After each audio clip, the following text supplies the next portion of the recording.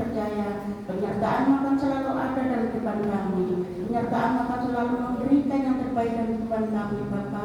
Sehingga kehidupan kami, Tuhan, layak di hadapan Engkau ya Bapa. Terima kasih Tuhan, terima kasih. Juga pada pagi hari ini Tuhan, kami menyerahkan seluruh kehidupan keluarga Bapak Ji ya Bapa. Keluarga Bapak Raymond yang saat ini dalam keadaan lemah tubuh ya Bapa. Kami yakin Tuhan, kami percaya tangan Tuhan tidak kurang panjang untuk menjamah setiap hati kami.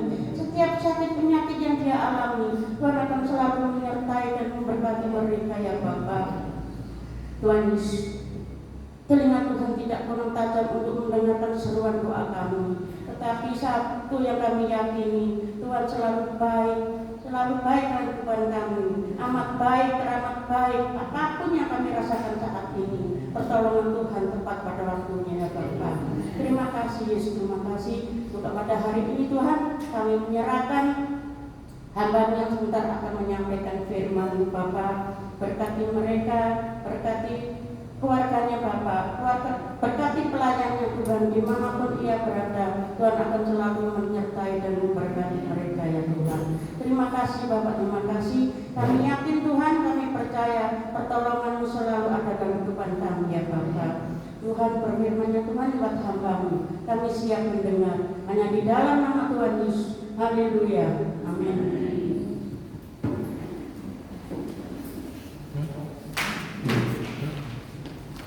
Shalom. Bagaimana kabarnya hari ini?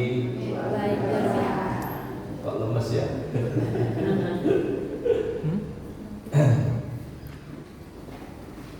Hari ini saya ingin menyampaikan firman Tuhan ya, yang saya beri tema bahagia ya. Apakah hari ini kita ada sukacita di hati?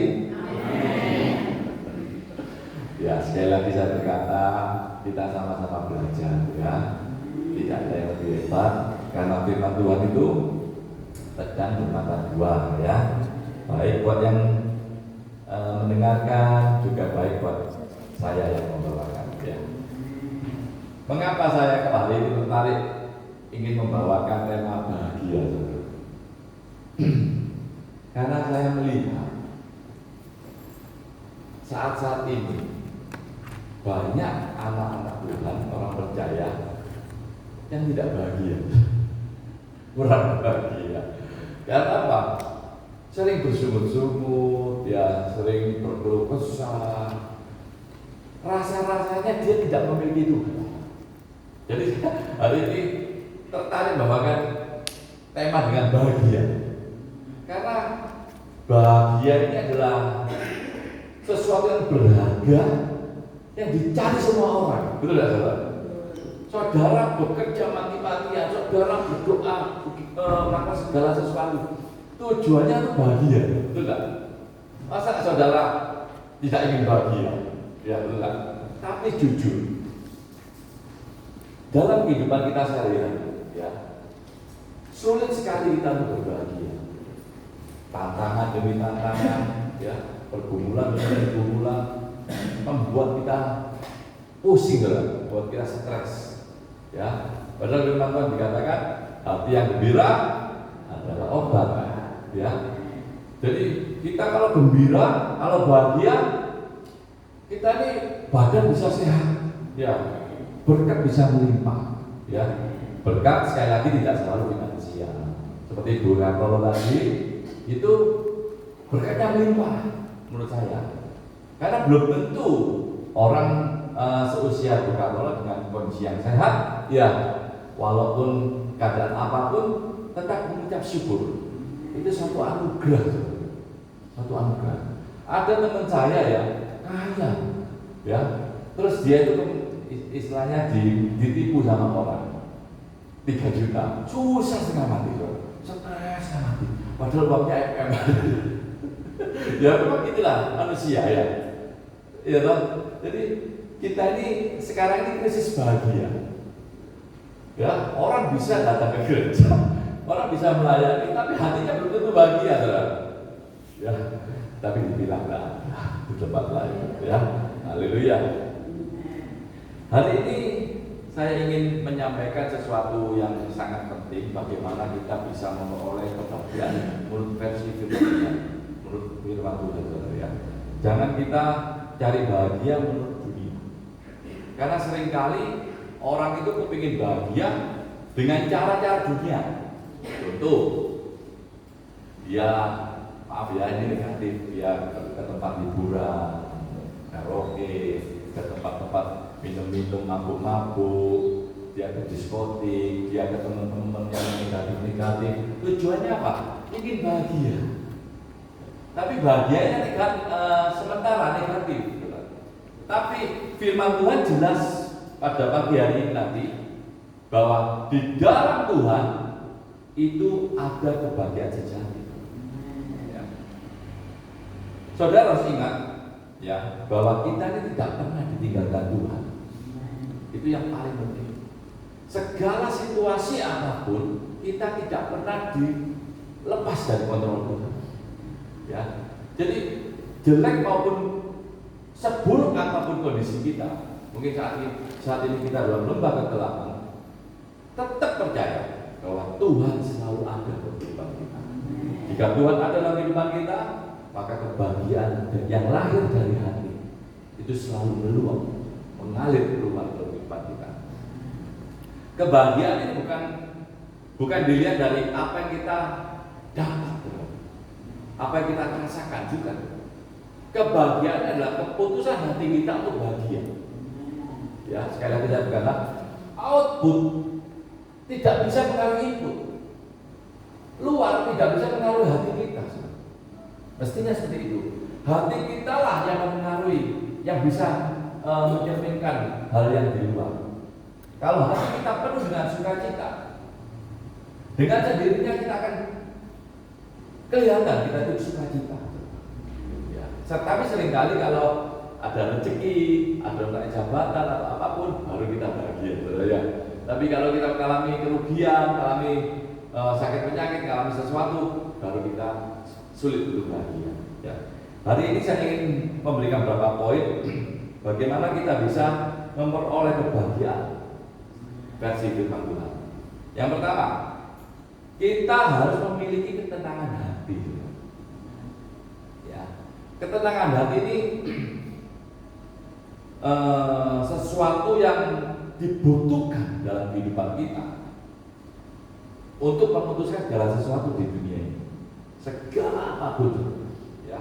Kita baca dulu di Mazmur 62 ayat 2 sampai 3. Hanya dekat Allah saja aku tenang. Daripadanya lah keselamatanku. Hanya dialah gunung batuku dan keselamatanku. Kota bentengku, aku tidak akan goyah. Ya. Kira-kira saya mau tanya coba, kalau kita tidak tenang, bisa tidak bahagia? Tak bisa. Tak bisa. Kenapa? Dengan ketenangan hati, makan tempe seperti makan ayam. Iya sih. Hati le ayam, semua itu indah. Betul. Tapi sebaliknya, kalau hati tidak tenang, bisa habis melakukan kriminal ya, tidak tenang. Jadi kita akan bahagia. Ya, ya.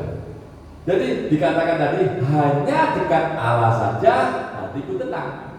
Berarti kalau kita ingin punya hati yang tenang, kita harus dekat dengan Tuhan. Nah, saya punya satu cerita ya. Ada seorang anak kecil, dia di lapangan bola. Dia itu tanya ke papanya, ayahnya, ayah, berapa besar sih Tuhan itu? Terus ayahnya untungnya berhikmat. Dia tadi, waktu itu ada pesawat lewat. Ya. Nah, lihat pesawat itu. Besar atau kecil pesawat itu? Terus anaknya bilang, kecil ya, hampir tak kelihatan karena tertutup awan. Oke, setelah itu pulang dari lapangan itu diajak ke bandara. Anak kecil itu, lihat tak, ini pesawat yang kamu lihat tadi, besar atau kecil? Terus anaknya bilang, besar ayah. Ya. Nanti kelihatan sekarang besar. Terus ayat yang menjelaskan. Demikian kita menilai Tuhan. Kalau kita dekat dengan Tuhan, Tuhan semakin besar dan semakin besar. Tapi sebaliknya kalau kita semakin menjauh dengan Tuhan, kita akan melihat Tuhan kecil. Jadi kalau kita benar-benar ingin tahu berapa besar, betapa hebat Tuhan kita harus semakin hari semakin dekat sama Tuhan. Dia Maha Kuasa. Ya. Dengan dekat dengan Tuhan, maka ketenangan itu akan diberikan buat kehidupan kita. Ya. Kadang anak Tuhan itu ya, saudara, orang percaya itu saudara, tidak percaya, kurang percaya bahwa Tuhan itu besar. Karena apa? Saya bisa bicara seperti itu? Karena pada waktu menghadapi tantangan gitu, seringkali yang diandalkan kemampuan kita, seringkali yang diandalkan adalah koneksi kita. Walaupun dia aktif ke gereja, walaupun dia gelarnya banyak, tapi hari ini kita mau belajar di dalam ketenangan ada kebahagiaan, di dalam ketenangan ada kuasa, ya, yang Tuhan akan berikan bagi kehidupan kita. Saudaraku kasih dalam Tuhan, kalau kita dekat dengan Tuhan, ya, pasti hati kita diberikan ketenangan. Mengapa? Karena Dia Allah Raja Damai. Dia yang memiliki kedamaian. Ya. Kalau kita saat ini masih belum menemukan ketenangan di dalam hati kita, cek and recheck hati kita. Apakah iman kita, apakah benar-benar hati kita sudah terpaut dengan Tuhan? Banyak loh anak-anak Tuhan, ya, yang kelihatannya memang Kristen, tapi hatinya tak terpaut dengan Tuhan. Ya, masih nyimpan sesajen, ya, masih berbuat tak benar, banyak sekali. Ya, saya jujur aja, saya merasa terbeban untuk menyampaikan. Kelihatannya di mimbar pelayanan jingkrak-jingkrak, bahagia, kelihatannya senyum terus. Tapi hatinya tidak ada ketenangan. Karena apa? Karena dia cerita sendiri kepada saya. Ya, bahkan ada kata-kata seperti ini. Bagaimana Pak bisa tenang? Masalah saya bertubi-tubi datang. Belum selesai satu, datang lagi satu. Bagaimana saya bisa tenang? Dia berkata seperti itu. Ya toh? Rasanya saya ini capek Pak, letih, lelah Pak dalam hidup ini. Saya putus asa Pak, saya mau bunuh diri Pak. Saudara dengar akhir-akhir ini banyak yang bunuh diri. Tak dengar dia bilang ya. Jadi gini, tempat saya itu dekatnya Rel Sepur ya, toko saya itu dekatnya Rel Sepur. 1 tahun yang lalu, 1 tahun yang lalu kurang lebih 2 orang bunuh diri di Rel Sepur itu. Dia tidur-tiduran gitu. Ya. Karena apa? Karena dia putus asa. Karena hatinya tidak tenang, dia menghadapi badai-badai kehidupan. Saudara perlu ingat, ya, dunia tidak akan semakin baik, saudara. Ya itu harus kita ingat.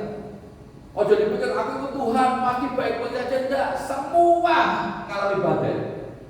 Anak Tuhan maupun anak Tuhan, semua menghadapi badai kehidupan ini dunia ini. Tetapi kita harus ingat, kalau orang di luar Tuhan dia mengandalkan kekuatannya. Ya. Dia tidak disertai Tuhan. Tapi kita sebagai anak-anak Tuhan dalam menghadapi badai kelak ke depan, hari-hari ke depan, kita ini disertai Tuhan. Seperti Daud melawan Goliat.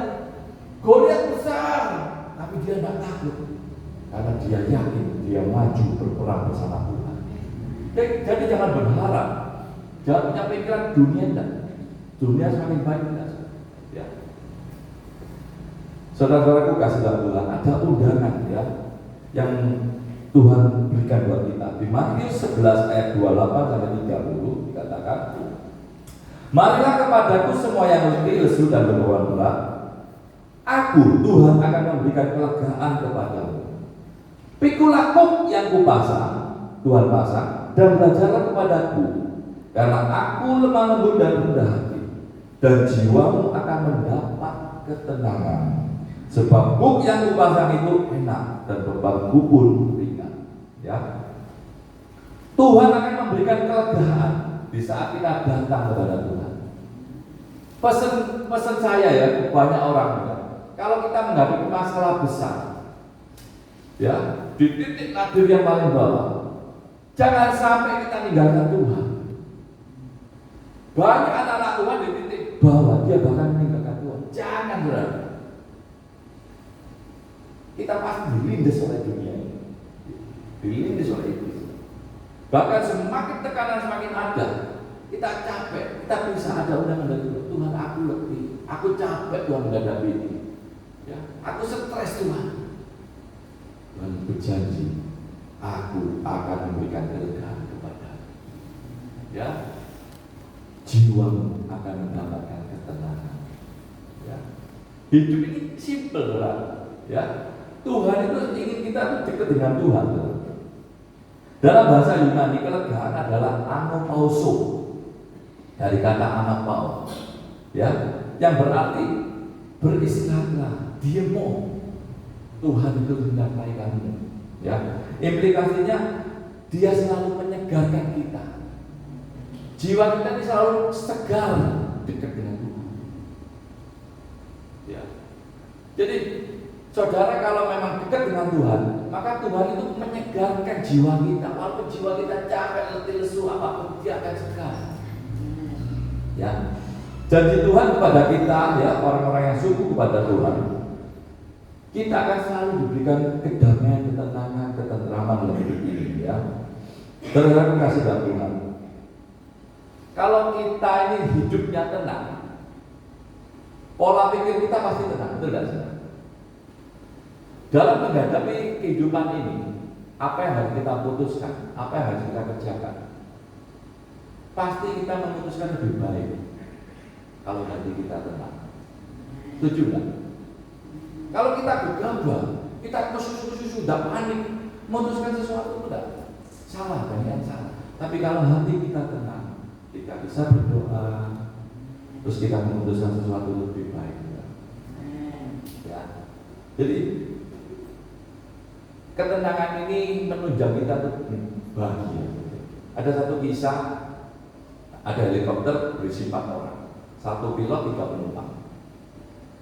Di dalam perjalanan, pesawat ini menghadapi badai, sehingga terpaksa harus terjun ke bawah dengan parasut. Ya. Pilotnya di bawah, bangkunya ada 1 khusus buat pilotnya. Yang 3 ini tapi parasutnya tinggal 2. Yang 1 para orang pengusaha, yang satunya hamba Tuhan yang senior, ya. Yang satunya orang pramuka, anak muda. Ya. Pada waktu sudah pilotnya bilang kita harus terjun pakai parasut, tapi dua-dua ini, terus pengusaha itu bilang gini, mau ambil cepet-cepet. Maaf, saya ke susu, saya bisnis saya besar, saya ditunggu orang meeting, saya ada rapat, mau ambil langsung terjun ke bawah. Terus tinggal hamba Tuhan yang senior sama seorang muda pramuka. Ya. Terus hamba Tuhan bilang gini, anakku, kamu ambil parasut ini tinggal 1, kamu selamatkan dirimu, nanti biar orang tuamu senang, biar kamu bisa selamat dan kamu bisa perjalanan hidupmu masih panjang. Kalau saya sudah tua, biarkan saya pulang kepada Bapak. Begitu ya. Terus anaknya bilang gini, enggak Om, enggak Bapak Gembala. Parasutnya tetap tinggal 2. Loh, tadi yang di bawah pengusaha itu apa? Itu tas ransel saya yang di bawah. Jadi kita tinggal 2, kita sama-sama selamat Om. Gitu. Jadi kesimpulan dari cerita ini, pengusaha ini kesusu-susu, tidak tenang dalam dari segala sesuatu. Dia habis asal copot, dari tas ranselnya, tas pramuka tadi. Jadi hamba Tuhan yang senior dengan anak muda itu selamat. Ya, ini contoh yang simpel di mana kita menghadapi segala sesuatu kepanikan, suatu yang penting yang harus segera diputuskan, tetapi tidak punya ketenangan. Jadi salah kaprah. Jadi pendeta pengusaha nggak meeting, nggak bisa meeting karena salah ngambil. Ya, saudara kasih dalam Tuhan. Di Yakobus 1 ayat 12 dikatakan, berbahagialah orang yang bertahan dalam pencobaan, sebab apabila ia sudah tahan uji, ia akan menerima mahkota kehidupan yang dijanjikan Allah kepada barang siapa yang mengasihi Dia. Jadi dalam ujian-ujian hidup ini, kalau kita bisa menyikapi dengan sungguh-sungguh, dengan hati yang tenang, maka kebahagiaan akan datang. Ya, sebelum saya lanjut, saudara tempat ini kepingin tidak bahagia dalam hidup ini? Kelihatannya wajahnya kok tidak nge-spiro kepingin ya. Kelihatannya flat-flat aja, bapak bahagia, bapak tidak naupun. Padahal kalau saya pribadi ya, saya melakukan segala sesuatu berupaya untuk bahagia, benar. Bahagia di dunia ini, bahagia di surga. Ya benar. Ada lagu ujian gini, saudara, aku melasih. Dia, biarpun saja dunia menderita, aku ya ini. Biasanya kematian, meskipun saya susah, saya mikirin nggak nyanyi saya. Karena saya kan ingin hidup saja di dunia juga bahagia, masa susah-susah kok, saudara. Ya, benar, Tuhan tidak juga inginkan loh. Ingat ya, sampai saudara coba pelajari. Firman Tuhan, janji Tuhan semua itu membawa kita bahagia. Iya loh. Janji Tuhan itu membawa kita untuk kita tuh bisa bahagia. Jadi Tuhan menghendaki kita bahagia. Jadi lagu itu saya tidak nyanyi kadang. Meskipun saya susah dalam dunia ini, udah wis aku bahagia. Yang kedua, kalau saudara ingin berbahagia, milikilah hati yang selalu bersyukur. Nah, orang Indonesia ini luar biasa. Kalau malam itu kecelakaan gede, pakai foto gitu. Aduh, belai selamat. Waduh, untung kamu tidak apa-apa. Tidak apa-apa ya apa sih foto gitu ya. Tapi itu adalah ajaran yang baik. Ajaran yang selalu bersyukur. Rumah ada orang rumah di ruang habis total. Ya loh. Tapi orang yang tidak bersyukur, Pak. Apa aku tidak dipateni? Itu loh orang Indonesia. Jadi hati yang bersyukur itu membawa kita mengalami kebahagiaan hidup ini. Ya seperti tadi kesaksian yang luar biasa, di mana hati bersyukur, maka Tuhan selalu menyertai dan melindungi kita, saudara ya. Bersyukur itu sekali lagi ya, bersyukur itu juga bukan karena keadaan kita baik-baik saja. Kalau keadaan kita baik-baik saja, naik pangkat, berkat banyak, rezeki banyak, bersyukur itu gampang. Tidak usah disuruh, Tuhan itu baik, betul tak? Iya, tidak usah disuruh, ya. Semeringan, berkati akeh, semua baik ya. Tapi kalau keadaan sebaliknya, sulit bersyukur. Sulit sekali bersyukur.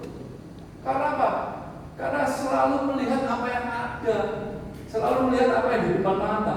Padahal bersyukur itu adalah sikap hati kita untuk menyikapi segala sesuatu. Ya, sampai saya merenungkan berapa kali tentang bersyukurlah senantiasa. Ya, di firman dari Tesalonika ya. Saya pikir gini, senantiasa, berarti dalam segala situasi. Terus yang kedua, bersyukurlah senantiasa. Ini adalah satu perintah. Perintah Tuhan. Karena apa? Di dalam pengucapan syukur ada kuasa. Ya. Kita harus paham betul bahwa bersyukur ini memang apa ya? Salah satu yang Tuhan ajarkan bagi anak-anak Tuhan, supaya anak-anak Tuhan itu semakin mengenal Tuhan. Iya, contoh ya. Kalau kita mengalami sesuatu yang jelek, kita selalu berkata Tuhan itu baik. Tuhan itu baik. Dia adalah satu pribadi yang bisa merasakan apa yang kita alami. Kira-kira hatinya tersentuh enggak? Tersentuh. Dia bukan Tuhan itu bukan jauh daripada kita. Dia itu satu pribadi yang selalu dekat dengan kita. Ya, seperti Bapak sayang kepada anak-anaknya. Ya. Kata bersyukur di Alkitab itu ditulis 59 kali, saudara. Ya. Sedangkan kata syukur ditulis 126 kali. Berarti syukur itu sesuatu yang sangat penting sekali. Ya. Apa yang Tuhan kehendaki dalam hidup ini? Bersyukur. Baca di 1 Tesalonika 1 ayat 5. Bersyukur adalah satu perintah, itu kehendak Tuhan. Ya. Dalam segala keadaan kita mengucap syukur, maka Tuhan akan turun tangan untuk memberkati kita. Nah ini di 1 Tesalonika 5 ayat 18 dikatakan, mengucap syukurlah dalam segala hal, sebab itulah yang dikehendaki Allah dalam Kristus Yesus bagi kita semua. Ya, mengucap syukur itu adalah kehendak Allah. Mengucap syukur itu adalah perintah Tuhan. Jadi hari ini, saudara, jika saudara menghadapi sesuatu yang sulit dalam kehidupan ini, saat ini menghadapi pergumulan, ayo ambil satu keputusan. Aku tetap mau mengucap syukur pada Tuhan. Tuhan itu baik. Kita hari ini akan sehat. Ini semua karena kemurahan Tuhan. Ya. Jangan selalu diukur dengan finansial. Tidak ada ujungnya. Lu hari ini aku tidak seberapa dapat berkat. Jangan. Berkat itu uang itu ya. Saya pernah bahas di satu gereja ya. Berkat uang itu nomor 11. Ya, berkat yang tertinggi itu banyak. Berkat sukacita, damai sejahtera, kesehatan, keluarga itu jauh lebih tinggi. Berkat keuangan itu nomor 11. Gampang. Gampang sekali. Tuhan memberikan nyawa buat kita, apalagi berkat keuangan itu sangat gampang lah. Sangat gampang sekali ya. Di Roma 8 ayat 28 dikatakan, kita tahu sekarang Allah turut bekerja dalam segala sesuatu untuk mendatangkan kebaikan bagi mereka yang mengasihi Dia, yaitu bagi mereka yang terpanggil sesuai dengan rencananya. Kita harus ingat ya, kita dalam menghadapi kehidupan ini, kita tidak pernah sendiri. Allah turut bekerja dalam segala sesuatu. Untuk apa? Membawa kebaikan buat kehidupan kita. Rasanya sulit, saudara, kalau kita manusia ini, anak-anak Tuhan, kalau tidak menghadapi badai kehidupan, sulit sekali kita bisa mengenal betapa hebatnya Tuhan kita. Cuma tanpa masalah tidak mungkin kita bisa mengenal Tuhan. Sungguh, kalau saudara di zona-zona nyaman-nyaman aja, saudara sulit menemukan pribadi Tuhan yang luar biasa. Kalau saudara berani melangkah keluar dari zona nyaman, saudara akan terbentur. Terus kita bersyukur pada Tuhan, berdoa dan bersyukur pada Tuhan. Tuhan memberikan pertolongan, membuat iman kita semakin mantap dalam Tuhan. Syukur. Jadi kita harus lari dari zona nyaman, ya. Mengucap syukur ini mengandung kuasa ya, tadi saya berkata ya. Ada satu kisah ya, saudara. Ada seorang kakek, dia itu setiap hari jualan tahu ke pasar. Dari rumahnya sampai ke tempat angkutan itu kurang lebih 2,5 kiloan. Ya. Pagi-pagi jam 4 dia kan berangkat ke pasar. Dia bawa tahu dong.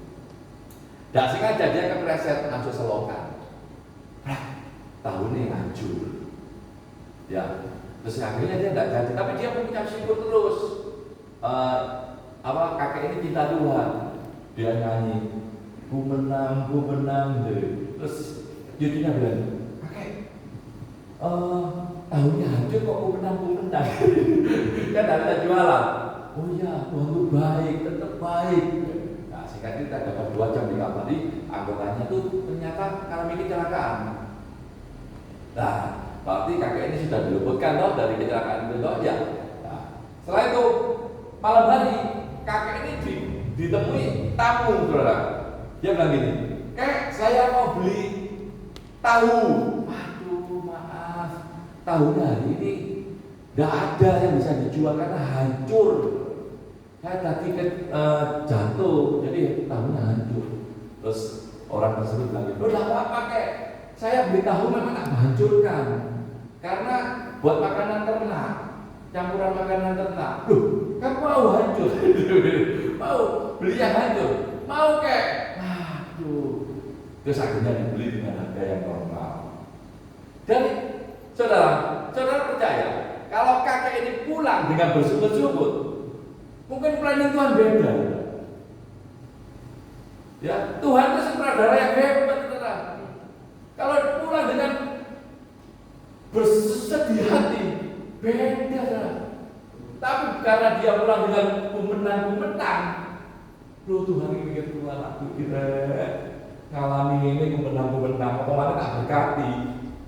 Loh ya, Tuhan tersentuh. Makanya Tuhan mengirimkan orang itu ke rumah kakek ini. Jadi kisah nyata, saudara. Dan gelar dari dia.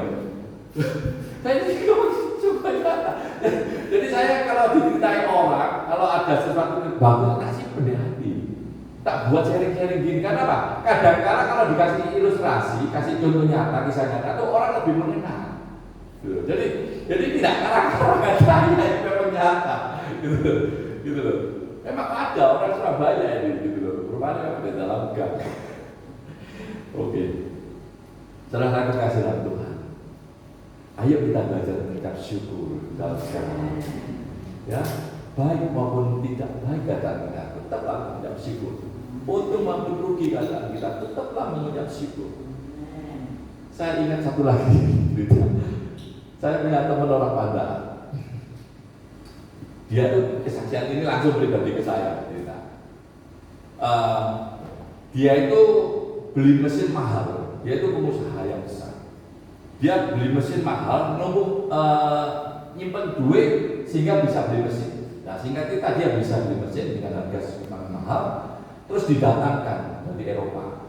Ya loh. Setelah datang dicoba di trial, ternyata hasilnya kurang memuaskan. Tidak bisa hasil produksinya bagus. Dia itu usaha kayak besi, buat kayak bubut gitu, tapi yang canggih gitu. Terus dia mesti selisih seperempat mili, setengah mili, tidak bisa presisi, tidak bisa presisi. Wah, akhirnya tapi akhirnya dia sukacita terus dia bilang, waduh, ya wis rencana Tuhan itu baik percaya. Nah, singkat cerita, dia mau jual karena itu, mesin itu mau dijual, tidak laku-laku, dijual tidak laku-laku. Ya.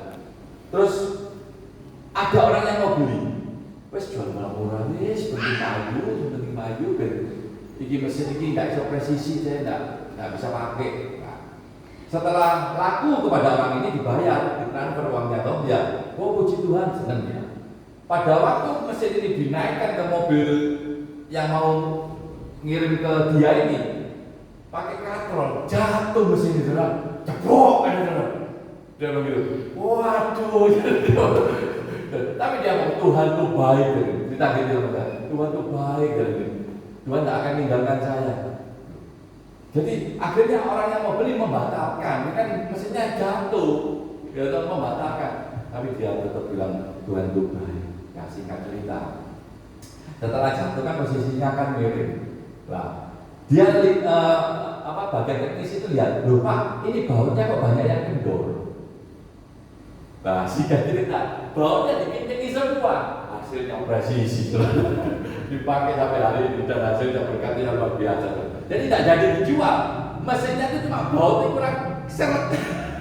Gara-gara dia jatuh posisi miring. Jadi Tuhan ada di setiap proses kehidupan kita, walaupun kelihatannya jelek, kelihatannya gagal, tapi mesin itu sama Tuhan diwali. Kalau mesin itu tidak wali, dia tidak tahu, cuma gara-gara baut kurang seret. Jadi kisah nyata.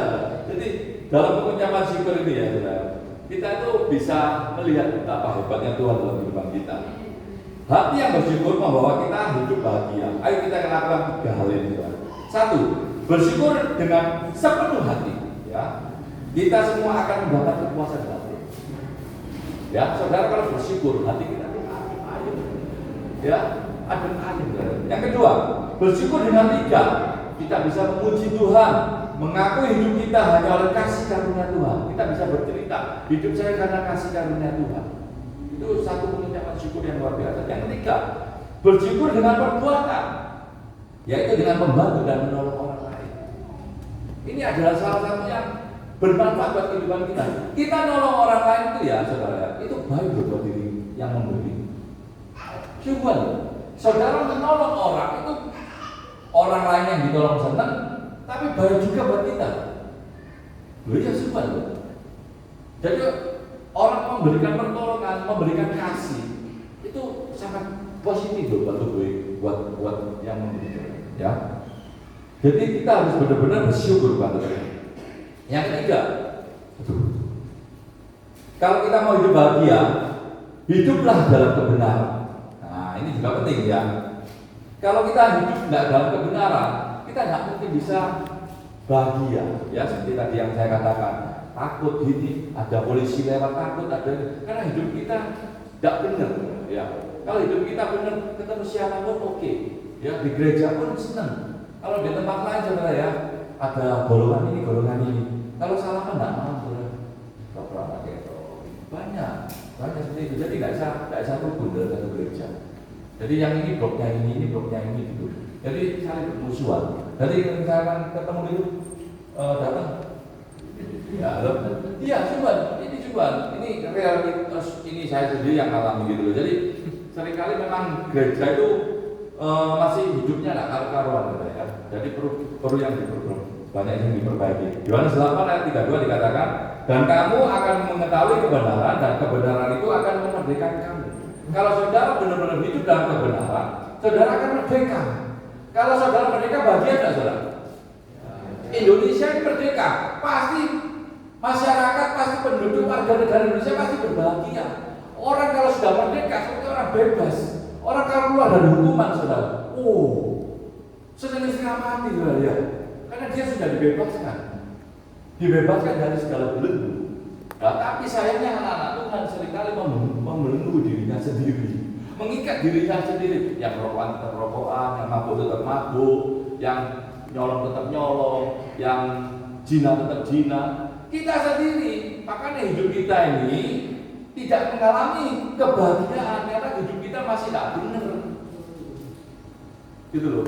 Jadi kebahagiaan kita itu semu, bukan dari Tuhan. Kita bisa guyu-guyu kakak-kakak bisa, tapi semu. Tapi kalau kebahagiaan dari hati kita, walaupun apapun keadaan yang sedang kita alami, tetap kita mengucap syukur, tetap kita bahagia. Itu yang Tuhan kendaki dalam kehidupan kita. Ya, saya singkat. Keempat, kalau kita mau bahagia, kita harus punya iman dan pengharapan. Ini yang terakhir ya. Ya, seringkali orang itu kalau bunuh diri, orang itu putus asa karena dia tidak punya pengharapan, tidak punya iman. Ya, dengar saudara, waktu akhir ini kan ada 3 atau 4 pemuda, ya masih muda-muda, itu bunuh diri. Salah satunya anaknya betul, ya, tidak dengar ya. Jadi anaknya, dasarnya butuh gembala ya tempat gereja. Anaknya gembala bunuh diri karena sering dibully orang, dibully teman-teman. Dia tidak punya kabar firman Tuhan, dia tidak punya pengharapan dengan Tuhan. Jadi dia tidak punya iman, ya. Sehingga pada waktu dia keserang oleh dunia, dia putus asa. Dia ingin mengambil hidupnya seakan-akan selesai, padahal kan ini perbuatan yang sangat tidak disukai oleh Tuhan. Jadi beruntun lah dia terjun dari lantai berapa. Pokoknya terakhir ini ada 3 atau 4 lagi tren katanya bunuh diri itu. Karena memang situasi ini semakin hari semakin tidak baik. Gitu. Terutama anak-anak muda, karena anak-anak muda ini kan pengaruhnya dari HP. Dari HP itu kan tajam. Dari zaman dulu ya, orang kan tidak mungkin tahu cara membunuh orang. Sekarang di HP itu bunuh-bunuhan ada kayak gitu. Akhirnya ditiru. Orang yang tidak punya iman pasti niru. Saudara tahu, kalau kita punya pengharapan, punya iman pada Tuhan, kita tidak akan takut dalam tantangan dalam hidup ini.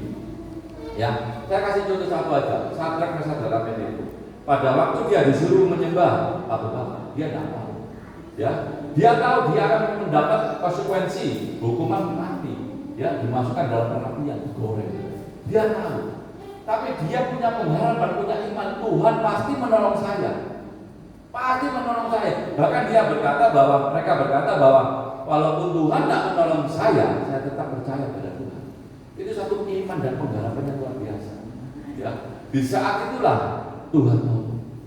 Kalau kita berharap sungguh-sungguh kepada Tuhan, punya iman yang benar kepada Tuhan, pengharapan kita tidak akan mengecewakan.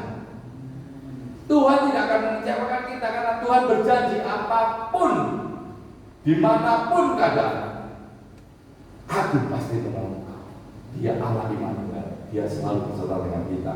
Ya, Roma 8 ayat 28 dikatakan, poin keempat ya tadi ya. Jadi Yeremia 29 ayat 11 dikatakan, sebab aku ini mengetahui rancangan-rancangan apa yang ada padaku mengenai kamu, demikianlah firman Tuhan, yaitu rancangan damai sejahtera dan bukan rancangan kecelakaan, untuk memberikan kepadamu hari depan yang penuh dengan pengharapan. Ya. Jadi saudara, saya cuma kepingin gitu. Kalau kita menghadapi masalah, ya, yang kelihatannya tidak ada jalan keluar, buntu, ya, kiri kanan buntu, depan belakang buntu, kita punya pengharapan, akan selalu terbuka, Tuhan selalu pasti menolong kita. Tidak ada jalan buntu dalam Tuhan. Tuhan selalu ada buat kita. Ya, walaupun sulit untuk dipercaya, tapi kita harus pakai mata rohani kita. Kita harus betul-betul yakin dan percaya Tuhan selalu menolong kita. Ya. Saya tutup dengan satu kisah di Abraham. Ya. Abraham ini bapak orang beriman. Saya kagum dengan Abraham. Pada waktu di Kejadian 22 ayat 1 sampai 3 dikatakan, pada waktu Abraham diuji oleh Tuhan, ya, untuk mempersembahkan Ishak, ya, di Gunung Moria. Dia ada kata-kata seperti ini di Kejadian ini. Setelah semuanya itu Allah mencoba Abraham. Ia berfirman kepadanya, Abraham. Lalu sahutnya, ya Tuhan. Berarti Abraham berkali-kali dengan Tuhan. Ya, dikatakan tadi, setelah semuanya itu Allah mencoba Abraham. Ia berfirman, dia Tuhan itu ngomong kepada Abraham. Abraham lalu ngomong, ya Tuhan. Dia hubungannya dekat ya. Ambillah anak yang tunggal itu dan kau kasihi, yaitu Ishak. Pergilah ke tanah Moria dan persembahkanlah dia di sana. Wes anak sulit ya, disuruh persembahkan di sana sebagai korban bakaran pada salah satu gunung yang akan kukatakan kepadamu. Kepada salah satu gunung yang akan dikatakan kepadamu. Tak jelas Tuhan. Tak jelas Tuhan bilang tidak jelas. Tapi itu Abraham tetap melakukan. Keesok harinya bangun Abraham pagi-pagi memasang pelana keledainya dan memanggil 2 orang bujannya serta Ishak anaknya dan membelah kayu untuk korban bakaran. Lalu berangkatlah ia pergi. Apa yang dikatakan Tuhan? Saya kan dengan Abraham. Jadi gini, maaf ya, kalau saya misalkan undang saudara ada acara misalnya, ayo kita ke Pasuruan. Ya saya undang ke Pasuruan, terus tanya Pak Widi lah ya, Pasuruan mana Pak? Ceko Gampang BC. Kira-kira Pak Widi, oh Gampang BC. Di Pasuruan kan gitu saudara. Tuhan juga bilang ke gunung-gunung yang akan ditunjukkan. Tapi Abraham tidak bimbang. Dia punya iman dan dia besoknya langsung melakukan apa yang Tuhan suruh. Nah, begitu juga dalam kehidupan kita saat ini. Mungkin saat ini kita menghadapi kesulitan, tapi kita harus pegang betul firman Tuhan hari ini, bahwa kita harus punya iman, keyakinan bahwa Tuhan kalau yang menyuruh, Tuhan pasti akan menolong kita. Tuhan pasti akan memberkati kita. Ya, maaf ya ini moyok nih karena pakalanya mestinya banyak. Oke, itu aja firman Tuhan yang bisa saya sampaikan, supaya menjadi berkat buat kita. Dan ingat, hidup harus itu tepat dari hidup kita. Apapun hidup harus bahagia. Hidup cuma sekali. Jadi kita harus menikmati anugerah Tuhan, pemberian Tuhan. Hidup itu adalah pemberian Tuhan. waktu yang Tuhan beri buat kita. Kita harus gunakan sebaik mungkin semua untuk kemuliaan dan kebesaran nama Tuhan. Kita udah makan musik kok. BL maju ke depan, kita nyanyikan satu pujian, Bapa Engkau sungguh baik, ya. Pasti bisa tuh lah, haleluya. Haleluya.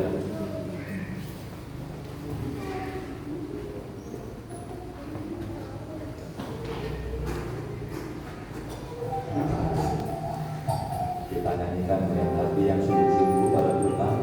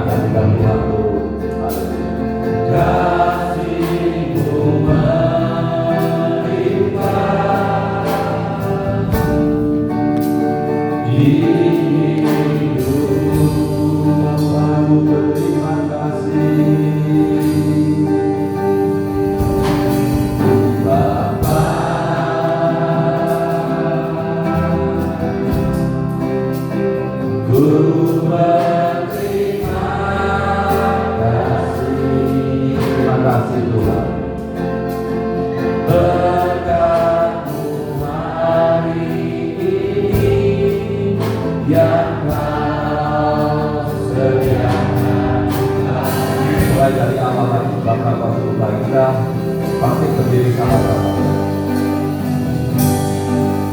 Bapa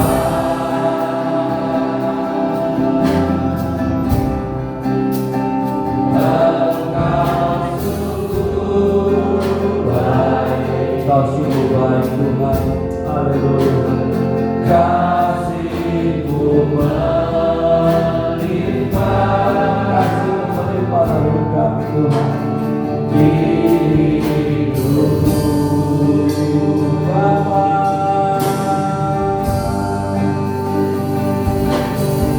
Bapa,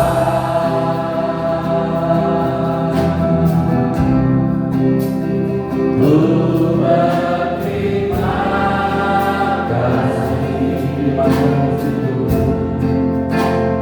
Berkat-Mu hari ini yang Kau sediakan bagiku, gunakan syukur.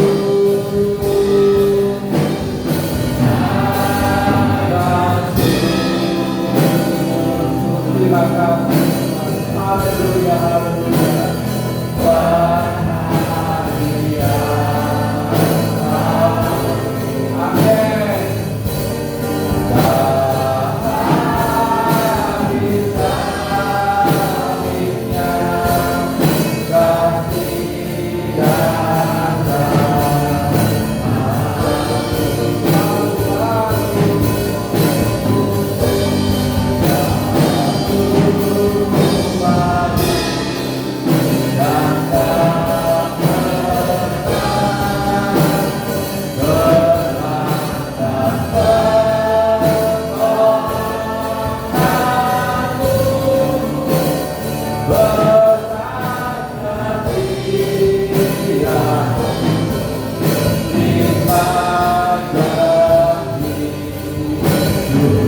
Bisa-bisanya kasih gunakan syukur.